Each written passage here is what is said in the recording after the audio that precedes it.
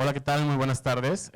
Bueno, mi nombre es Eduardo Flores, soy editor de Grijalbo Actualidad y a nombre de la editorial de Penguin Random House le damos las gracias a la Feria Internacional del Libro de Guadalajara por darnos este espacio y también a ustedes por acompañarnos. Estamos muy contentos de presentar este libro, Traición en Palacio, el negocio de la justicia en la 4T, un libro que la verdad es que nos revela pues mucha de la corrupción que hay en el sistema judicial y en particular alguien que lideraba todas estas triquiñuelas que había en el sistema de justicia. Uno de los personajes más importantes en el inicio del sexenio en el que estamos viviendo, el que llegó a ser incluso el segundo hombre más importante o más poderoso del país. Hernán hizo una investigación bastante fuerte, bastante importante, hizo pues, una recopilación de un montón de casos y acá la verdad es que vale mucho la pena leer el libro. Agradecemos también a Enrique Toussaint, importante periodista acá reconocido de Guadalajara, que nos acompaña para presentar el libro de Hernán. Y bueno, los dejo con ellos para que nos escuchemos. Muchas gracias.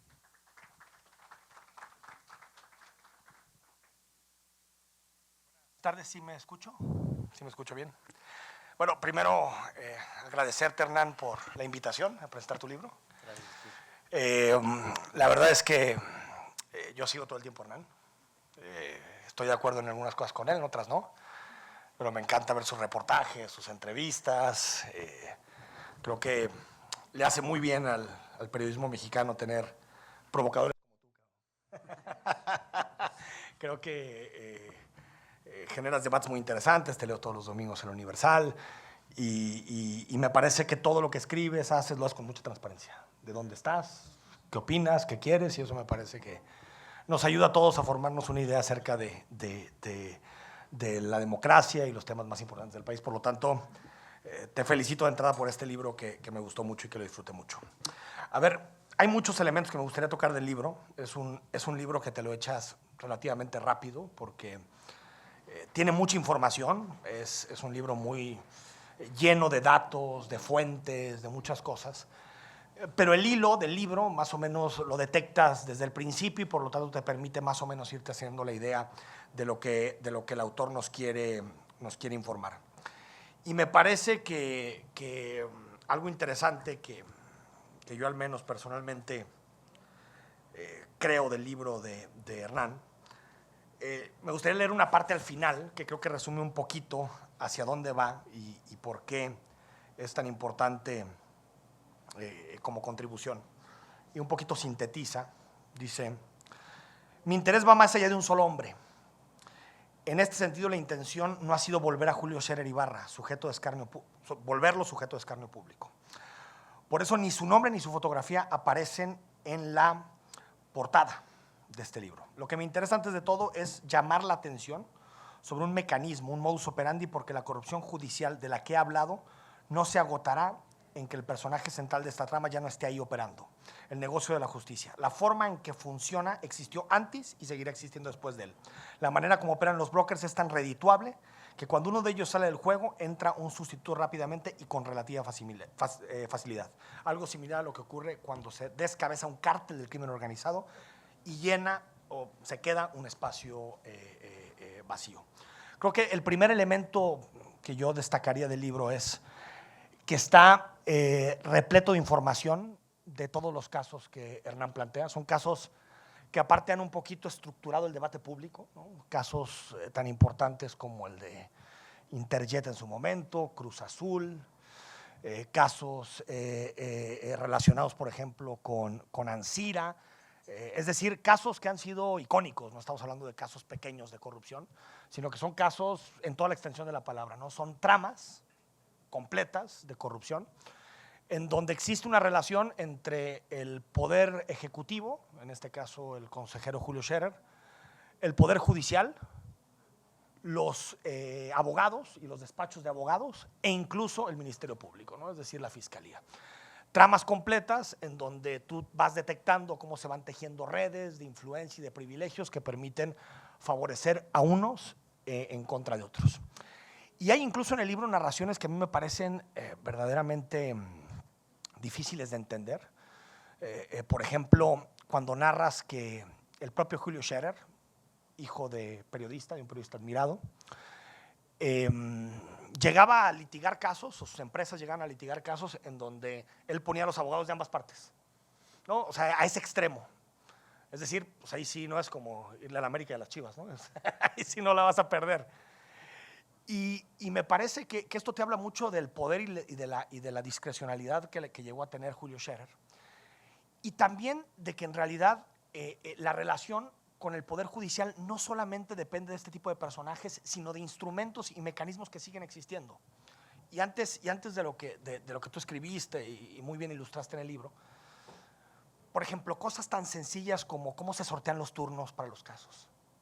Eso hace no mucho me lo platicaba un abogado y un magistrado aquí en Jalisco, de cómo de alguna manera ellos, los casos importantes, este era del tribunal administrativo, resolvía temas relacionados con la autoridad y con los vecinos, ¿no?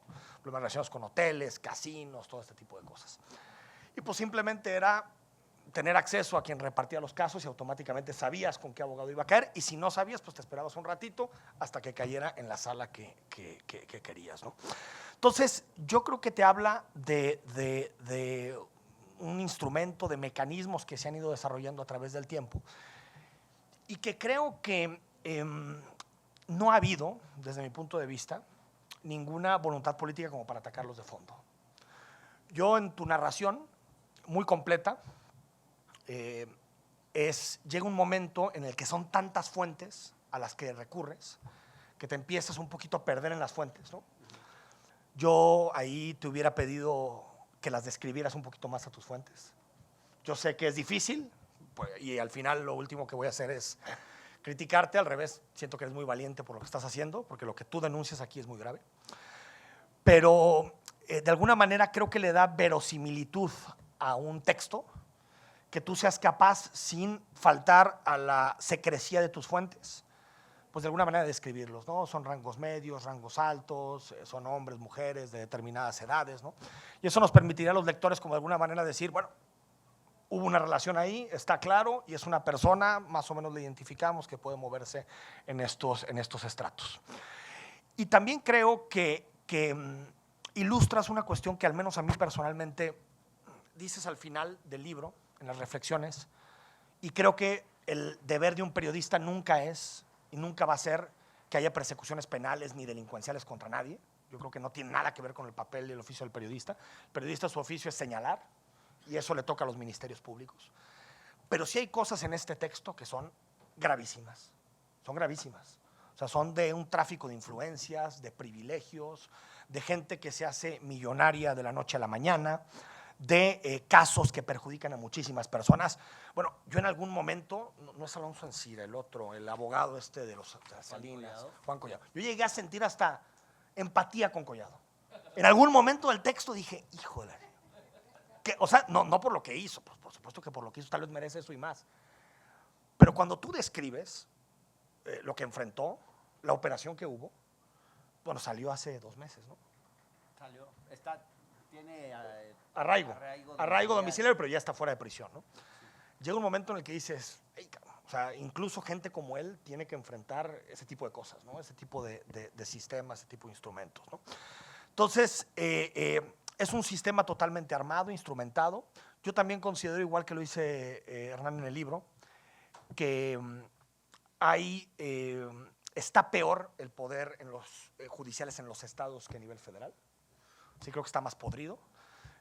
Creo que hay más controles en el poder judicial de la federación que en los estados. Pero me parece que esa interlocución que existe, pues yo no sé si sea más o menos que en el pasado. Me cuesta mucho trabajo valorar. Tú haces algunas comparaciones en el libro donde dices, Peña Nieto operaba estos temas de esta manera, de esta forma. Tal vez quien era en ese momento el consejero jurídico de Peña Nieto, Humberto Castillejos, no tenía, o más bien tenía mejores formas, que era menos aborazado, yo entendí más o menos eso, que Julio Scherer. Pero de alguna manera se mantiene el sistema de la misma manera. Otro elemento que se hace interesante de tu libro es la relación con el presidente. Yo lo que entiendo en tu texto es que el presidente, incluso es parte, ¿no?, del título, ¿no? O sea, el presidente nunca se enteró. O sea, digamos que estaban los casos volando por el aire y el presidente de la República, entiendo que en muchos de esos casos, y tú lo describes bien en el libro, el presidente termina interviniendo para impedir ciertas cosas, como por ejemplo el caso de Ancira, ¿no? Donde termina interviniendo el presidente. O en otros, que también dices, el presidente se enteró e incluso dijo, en algún momento los Scherer son, no recuerdo la frase exactamente que citas, pero hay un momento como que siento que es como si el presidente de la República no tuviera ninguna relación con lo que su consejero jurídico estaba haciendo. A mí en algunos casos lo podría entender claramente y se me hace de sentido común. Hay casos muy pequeños que es muy complicado que lleguen a un presidente de la República, que lleguen a altas esferas, pero hay otros casos que sí son prácticamente, yo diría, casi sistémicos, como el caso de Interjet o como el caso de Altos Hornos, en donde el presidente de la República le puso mucho énfasis. Y es como si Scherer se moviera en las espaldas sin que el presidente de la República tuviera ni un dato y que al final se encontrara traicionado por su amigo, por su hermano, como lo denomina, y por lo tanto no pudiera hacer nada. Yo me niego a pensar, habiendo conocido políticos, gente de poder, me niego a pensar que esas cosas tan grandes no de pronto lleguen al escritorio del presidente o no llegue información de un lado y del otro al escritorio del presidente o de quien sea, ¿no? Pero entiendo que tampoco el presidente de la República en ningún momento se metió a operar, por lo que hemos visto en las resoluciones, para que la cosa saliera para un lado o para otro. Entiendo que más o menos terminaba apoyándose en su equipo jurídico. Dos elementos más antes de cederte la palabra, Hernán. Uno, a mí me parece que la transición, la segunda transición que nos queda, tiene que ver precisamente con este tipo de instituciones. Y a mí, el papel de Arturo Saldívar que tú expones en el texto, me parece un papel muy preocupante.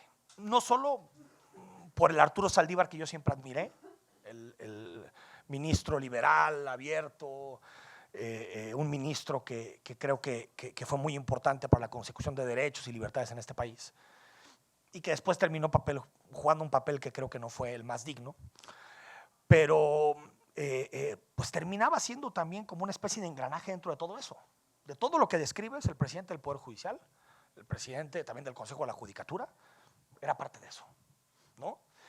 Y que el presidente de la República le tuviera tanta confianza a alguien que estaba dentro de su engranaje. Entiendo que en buena parte del libro dices, esto es cierto y esto no es cierto. Yo creo que Saldívar no estaba metido en esto, o no lo tengo comprobado. En esto creo que sí, porque las pruebas me llevan a esto, que son parte también de las conclusiones a las que tú llegas después de haber analizado los datos de distintas personas. Pero sí me preocupa que llegue hasta la cabeza. O sea, porque esto ya no es un asunto de jueces intermedios o de consejeros de la judicatura que se venden, sino que es un asunto estructural y sistémico que viene desde la cabeza del Poder Judicial. Y por lo tanto, a mí me llamó mucho la atención ver la cantidad de veces que citas en el texto Arturo Saldívar. Y la segunda, que también me parece muy preocupante, la importancia de la pata mediática para este tipo de cosas, para estas corrupciones. O sea, estamos hablando de un instrumento que tiene que ver con el Poder Judicial, la Fiscalía, las relaciones entre uno y otro, los despachos de abogados muy poderosos que intervienen para poder privatizar la justicia a favor de algunos, y también el acompañamiento de algunos medios de comunicación para que este tipo de cosas salgan. Citas a algunos columnistas que parece que se vuelven como una especie de defensores de ciertos negocios que estaban en torno a Julio Scherer. Y me parece que eso ya es un efecto totalmente sistémico, porque está todo el mundo coludido, o prácticamente todo el mundo, están todos los poderes, y no solamente los poderes constituidos, también están los poderes no formales, los abogados, los despachos, los medios de comunicación. Y me recordó mucho a distintos casos que ha habido en otros países, donde de alguna manera cuando se destapan estas cloacas de corrupción, pues nos damos cuenta que es un árbol que en el momento en el que se sacude, se caen muchísimas cosas. Y a mí me llama la atención, yo antes de leer tu libro ya lo entendía, que las cosas eran así, pero el momento en el que tú, con mucha valentía, señalas con nombre y apellido a personas que se dedican a eso, me parece que le da mucha fortaleza y mucha credibilidad a tu narración. Y por último,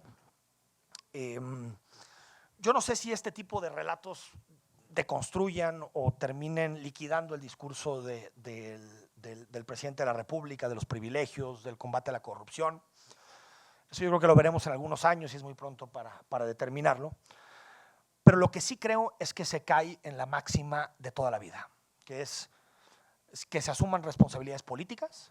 En este caso, adiós Scherer, despídete, deja tu cargo, pero ninguna responsabilidad de ningún otro tipo. Hasta llegó. Es como si pudieras hacer todo ese tipo de cosas y el peor de los castigos que ibas a recibir es la renuncia de tu cargo. Y me parece que es muy poco. O sea, que si alguien hace todo esto que tú describes en el libro, me parece que si quieres ser un poder ejemplarizante, tendrías que dar soluciones que tengan mucho más fondo y que se enfrente a la justicia. Pero bueno, eso ya no te toca a ti, eso es parte de los políticos y por lo tanto te felicito tu valentía, cabrón, porque es un muy buen libro que lo disfruté mucho y que le recomiendo a todos leerlo. Gracias. No. Muchas gracias, Enrique. La verdad es que, bueno, digamos, eres un periodista que yo he seguido desde hace rato y te respeto mucho y me da mucho gusto que hayas podido leer el libro y estar aquí hoy presentándolo. Y gracias a todos ustedes por estar aquí también en esta presentación. Les quiero contar que para mí fue difícil escribir este libro porque pues siempre tuve como un poquito un chip, no sé si llamarle militante, pero sí una simpatía hacia la 4T, que fue muy clara, creo, en la elección de 2018. Y la verdad nunca me pareció que debía ocultar esa postura política, porque a mí me parece que es importante que los comunicadores sean transparentes en si tienen una postura política o ideológica o no. Pero pues la verdad es que esa simpatía, pues con el tiempo yo me he ido como convirtiendo más en periodista que en un simpatizante.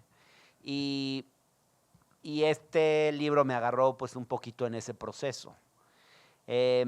Y no fue fácil decidirme a escribirlo porque mucha gente lo iba a tomar como que pues yo había dado el gibran-azo, ¿no? De alguna manera.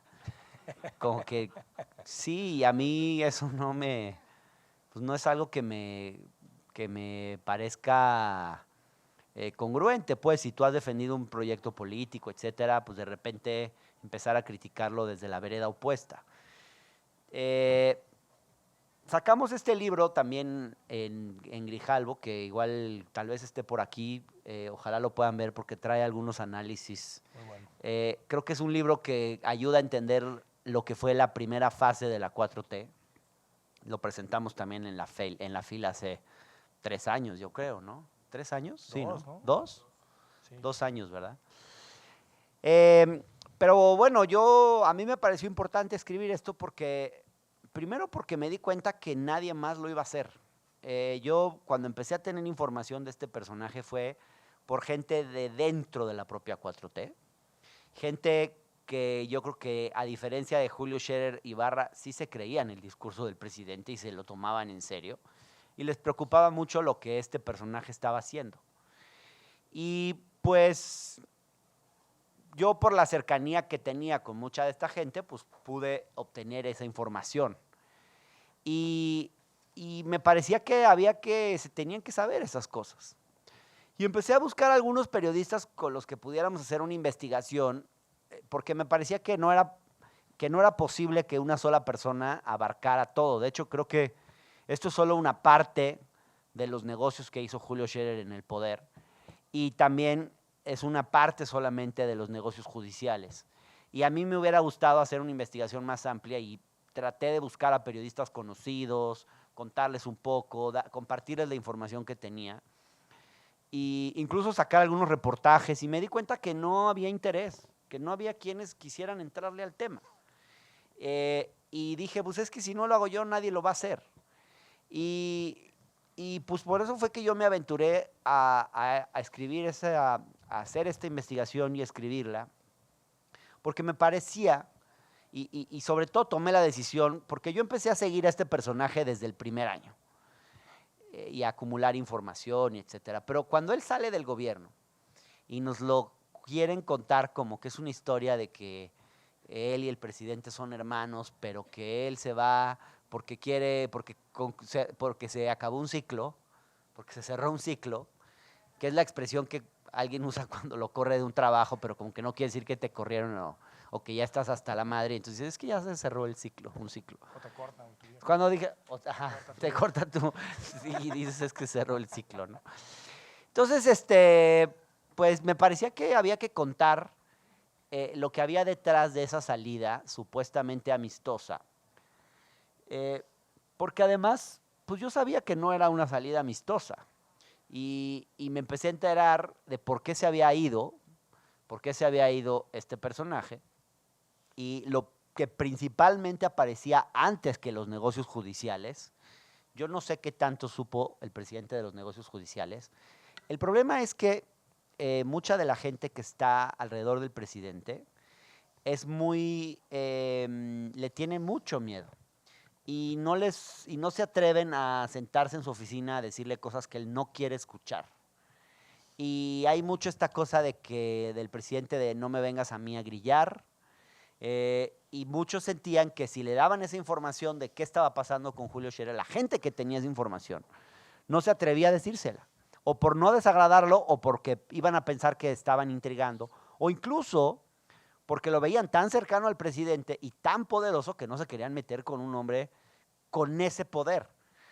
Nomás les quiero decir que Julio Scherer tuvo la característica, digo, la verdad es un tipo que por su inteligencia yo sí lo respeto, o por su astucia quizás, más que por su inteligencia. Pero él se ocupó de hacer una reforma al principio de la administración, donde él nombraba y removía libremente si quería a todos los titulares de las unidades de asuntos jurídicos, de todo el gobierno federal, de todas las entidades paraestatales, de todo pues.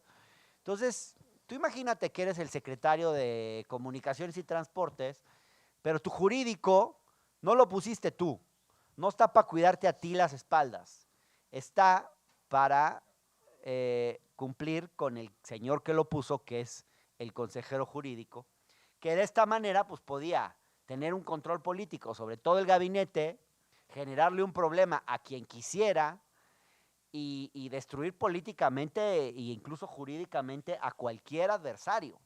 Y de hecho lo hizo. Yo creo que no está contado en este libro, pero yo creo que es el caso, por ejemplo, de Jade Kolpolemsky y otros casos, ¿no? Entonces, había mucho miedo, mucho temor a este personaje.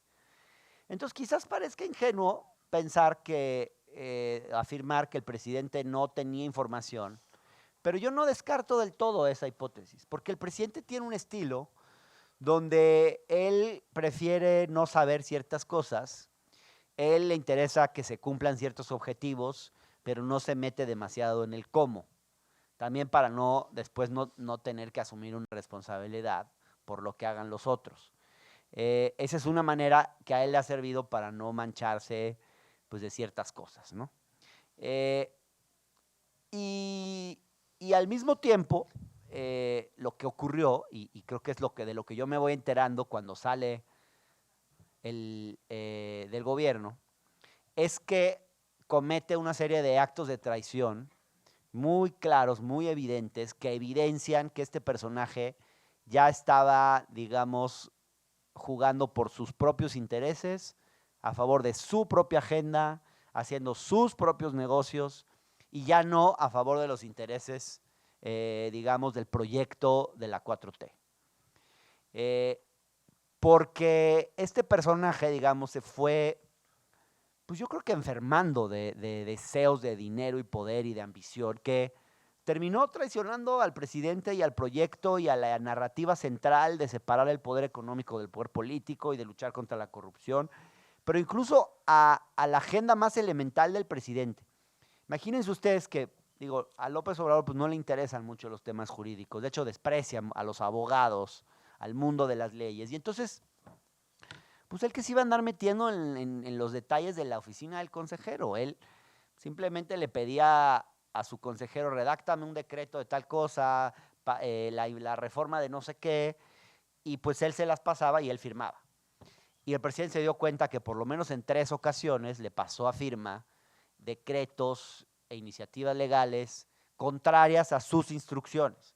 Un caso fue público, que fue la gota que derramó el vaso, que fue el tema de los vapeadores. Había un acuerdo para prohibirlos, todo tipo de vapeadores, y él le pasa el decreto al presidente cuando está enfermo de COVID. O sea, el pobre presidente estaba en la cama enfermo y por abajo de la puerta le dijeron aquí firme, y el presidente firmó. Yo creo que prefería leer algún libro de historia en vez de ponerse a ver el decreto en detalle. Y un día en la mañanera sale el tema de que, oiga, es que su consejero jurídico, pues este es el decreto y usted había dicho que se iban a prohibir y pues aquí dice que no.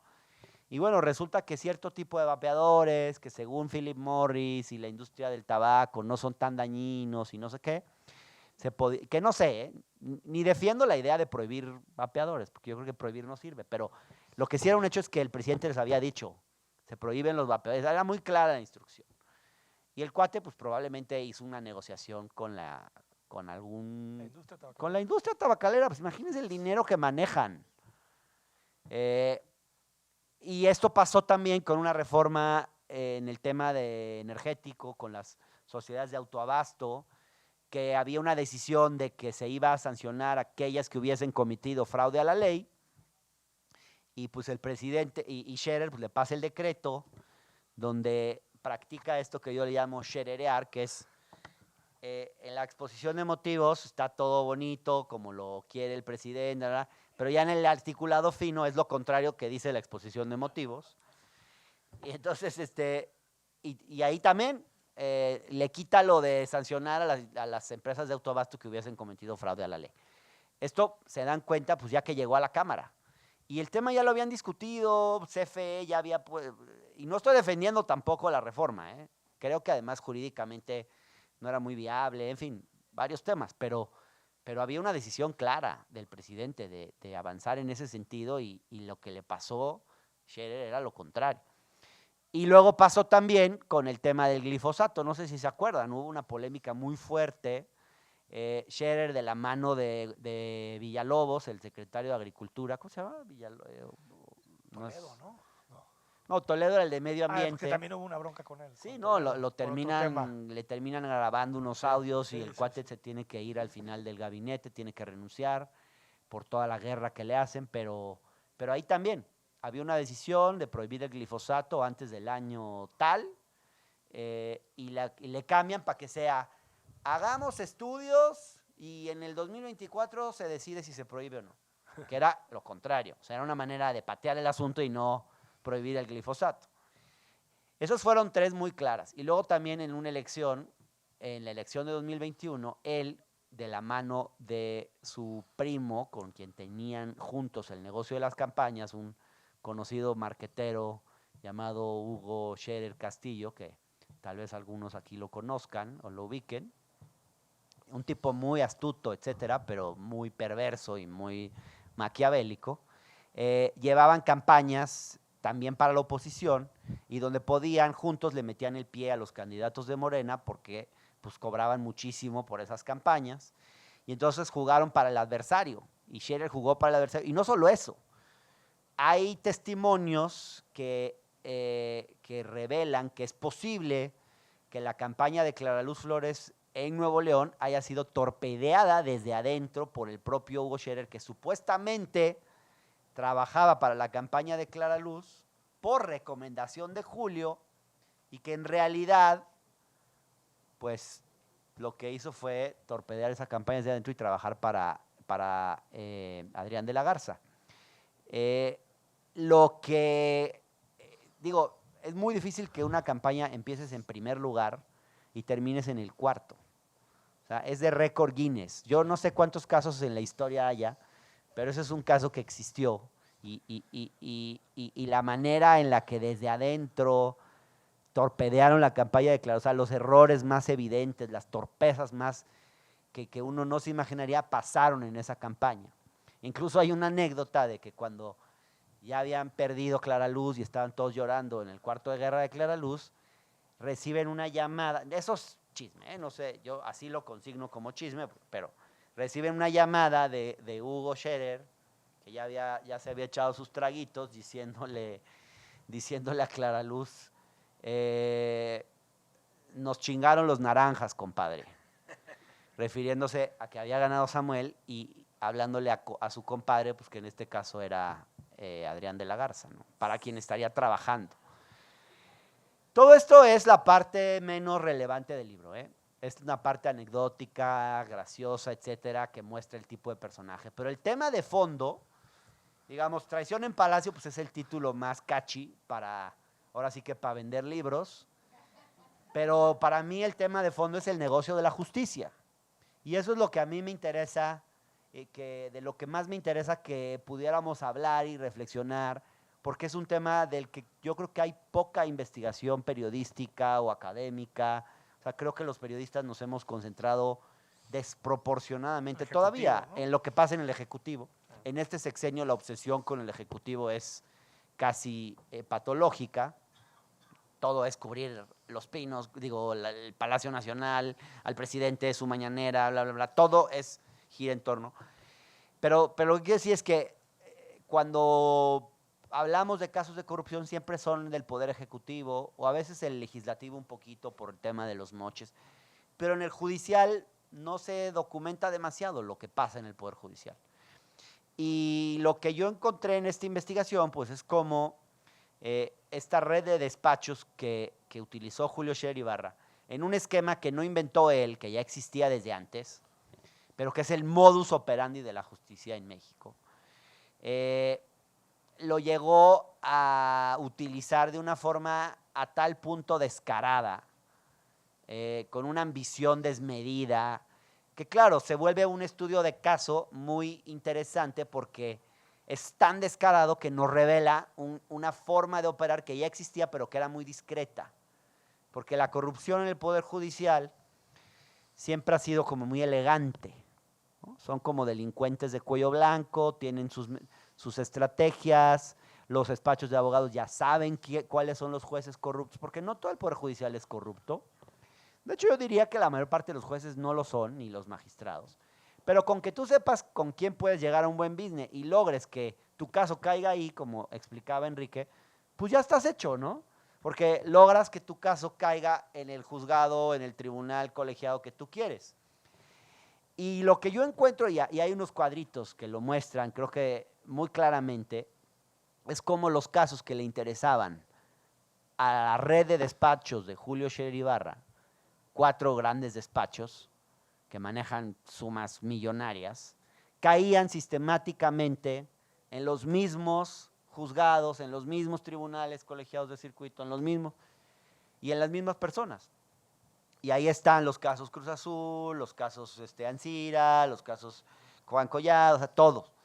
Y esas coincidencias pues dan información creo que es valiosa para ver cómo opera ese sistema. Y creo que de lo que se escribe aquí, pues salen muchas ideas de cómo habría que reformar el Poder Judicial.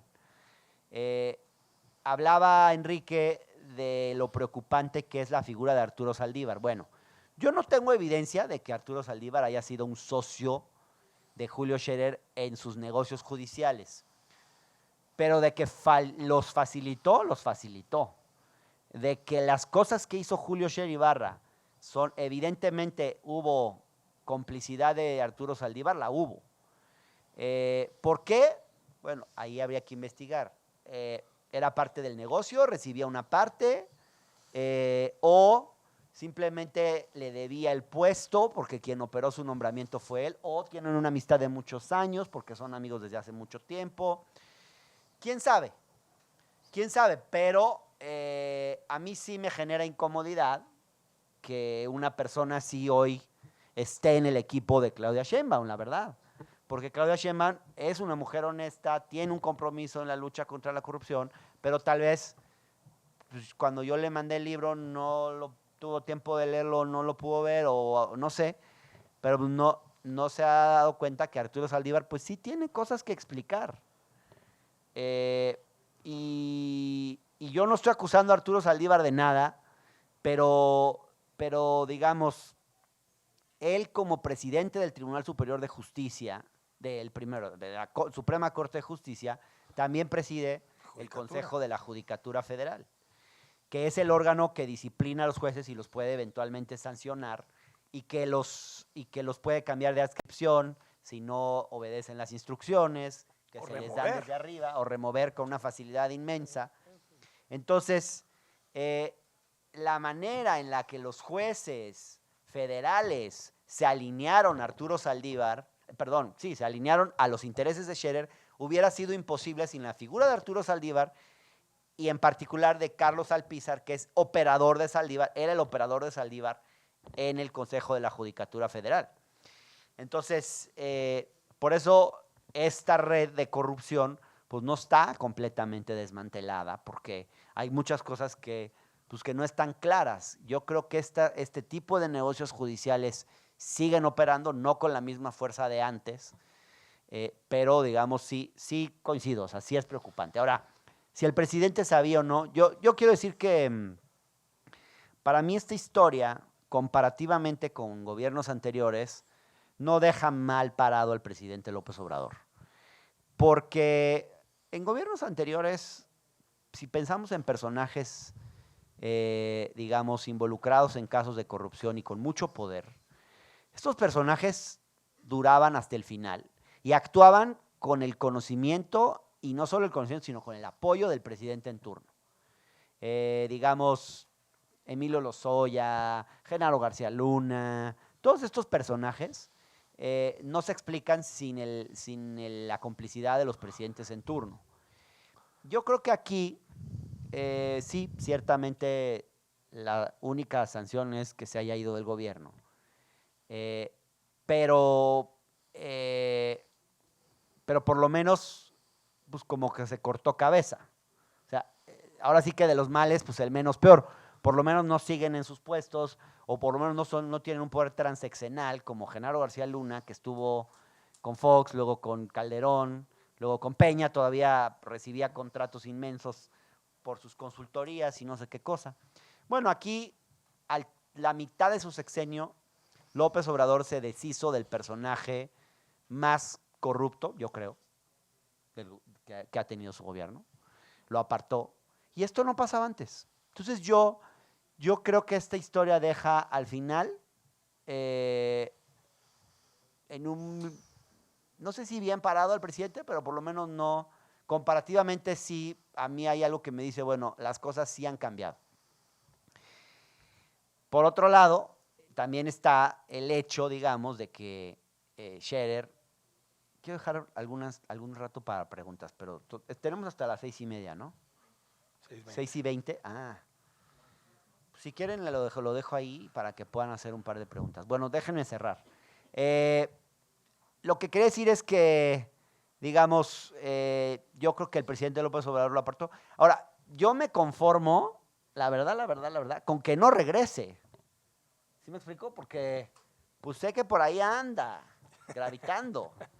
Entonces, pues por lo menos que... Y se sabe acomodar, ¿verdad? Se sabe acomodar, es un tipo inteligente, entonces, bueno, por lo menos que no regrese. Y lo que decías de cómo esto no solo toca a los poderes formales constituidos, sino a los poderes informales, y hablas de los despachos de abogados y de los medios, creo que es bien interesante eso, porque nos revela un poco la complejidad de la corrupción. Está en todos lados, o sea, es mucho más compleja de erradicar y los intereses que la respaldan y los intereses de que siga existiendo son muy fuertes. Digo, a mí por escribir de Julio Scherer Ibarra me corrieron de un medio de comunicación, que es un socio importante de ellos, de los Scherer, y de la misma manera, por ejemplo, yo hablo en varios momentos de un columnista en particular que se llama Darío Celis, Financiero. del Financiero, que tú lo ves que en todos los relatos aparece, no solo como un personaje, digamos que, básicamente como alguien que parece ser correa de transmisión de mensajes mafiosos y de estrategias de extorsión. Tipo que él dice que tú estás acusado de no sé qué caso de corrupción, entonces tú te dices, órale, entonces te empiezas a preocupar y vas a buscar a los abogados de Scherer, que ya te mandaron el mensaje mafioso y te la crees de que sí te están persiguiendo y tal vez no sea cierto, pues. O quizás sí, pero es parte del personaje. Una fuente, ya después de que salió el libro, me contó que una vez fue a hablar con Julio y que estaba en su oficina y Julio le dice, bueno, pues esto que me estás contando de tal personaje, pues es muy grave. Yo creo que sería importante que hablaras con un periodista. Digo, yo no sé, yo te puedo recomendar a uno, se llama Darío Celis. A ver, Helen, a ver si está Darío Celis por ahí. Y cuenta que Darío Celis apareció en 2 minutos. En la banqueta. O sea, despachaba como que en la oficina de al lado. Casualmente estaba ahí, listo para tomar nota, para escribir la columna. Entonces, el periodismo también puede ser parte de la corrupción. Sin duda. ¿No? Sin duda. Es parte de la corrupción en este país. Entonces, dejemos de ver solamente a los políticos. Son políticos, son empresarios, en fin. Bueno, tenemos tiempo 5 para minuti. tipo 2 preguntas o 3 súper rápidas, así como de 30 segundos, 1 minuto, ¿no? Por favor. Adelante. ¿Afecta cierto rumor que Arturo Saldívar va a ser el consejero jurídico de Claudia? No creo. Pues eso se decía, ¿no? Está impedido, ¿no? Pues es un rumor, ¿no? 2 años después. 2 años después. De acuerdo a lo que narras en el libro, ¿qué tanto crees que serviría si se confirma el plan C en la próxima elección? ¿Qué tan metido está toda esta corrupción que la elección de jueces podría ayudar a limpiar un poco o realmente se mantiene? ¿Algún comentario más? Anímense. José Armando, ¿algún comentario? Carlos. ¿No? Yo también quiero saber qué piensas de eso, de la votación de los... Ok. ¿Eso nomás? Bueno, yo creo que esta idea de elegir a los jueces por voto popular, suponiendo sin conceder que fuese una buena idea, que a mí personalmente no me lo parece, digo, pero no solo a mí, no le parece buena idea ni siquiera a Loretta Ortiz, que es la más obradorista de las ministras de la Suprema Corte.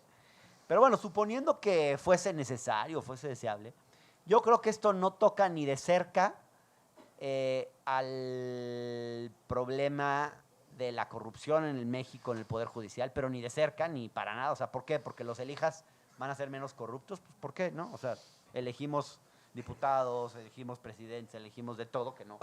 No, o sea, no creo que vaya por ahí. Pero además, tampoco toca el problema serio de acceso a la justicia en México. O sea, el hecho de que cualquier ciudadano común que necesite hacer justicia, pues no la va a obtener.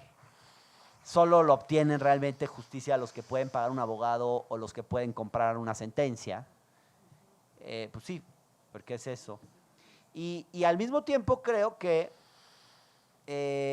no está yendo a los temas de fondo. De, a ver, este gobierno supuestamente impulsó una reforma al Poder Judicial. Se me cayó la tapa de mi pluma. Este gobierno impulsó supuestamente una reforma al Poder Judicial. Chiquitita, ¿no? Pero chiquitita. Sí. ¿Y por qué chiquitita? Pues porque se le encargaron a Arturo Saldívar. ¿Y qué hizo Arturo Saldívar? Pues ver cómo fortalecía el poder. Obviamente no iba a dejar la presidencia o sea, no iba a separar, que era lo más importante, que es separar, como en otros países, que es Suprema Corte por un lado y Consejo de la Judicatura por el otro, porque si no eres juez y parte. Obviamente no hizo eso y la reforma se quedó muy corta, porque pues imagínense, los que estuvieron metidos en la reforma fue Saldívar, Scherer y Monreal. Imagínense qué clase de reforma vas a tener, ¿no? Quedó a la medida de sus intereses. Entonces, y por último, del tema de Arturo Saldívar, ¿cuál era la pregunta de Arturo Saldívar? Pudiera ser el próximo consejero después de 2 años de que se retira del cargo. No sé, yo creo que sería un gravísimo error, gravísimo, porque además ni siquiera lo quieren en el Poder Judicial. Cuentan los ministros con los que he hablado de la Suprema Corte, que cuando cuando ya tenían el texto de la reforma, se los entrega a los ministros y les dice, bueno, aquí está el texto de la reforma, la vamos a presentar hoy, se va a presentar en el Senado. Es una pésima idea que alguien que se ve afectado, es como si la reforma al sistema policial se la encargas al jefe de la policía, pues no te va a haber como que mucho conflicto de interés ahí, ¿no? Pero bueno, se la dan a los ministros y a los 5 minutos se las enseña y a los 3 minutos se las quita. Y le dice, bueno, ya, porque, o sea, ni siquiera se las dejó leer. Entonces, no es alguien que tenga buenas relaciones y ni se ha querido en el Poder Judicial. Y no creo que pueda tener una buena interlocución con el Poder Judicial, porque no, es un cuate que más bien ha sido muy guiado por su ego y su vanidad. Y yo no veo que alguien así pueda tener una buena relación con el Poder Judicial.